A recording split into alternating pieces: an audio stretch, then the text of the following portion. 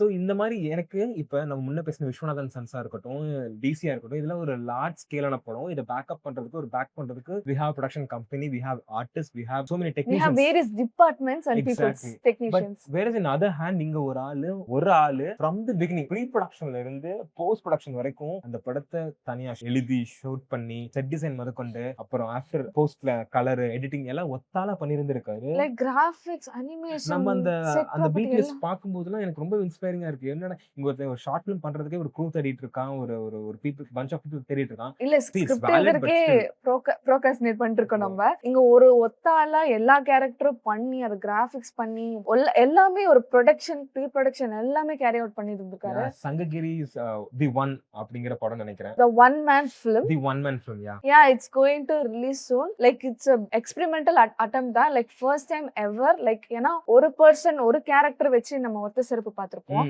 ஆனா ஒரு பர்சனே எல்லாமே பண்றது வந்துட்டு ஆஃப் கேமரா ஆன் கேமரா எல்லாமே பண்றது வந்துட்டு இப்பதான் புதுசு.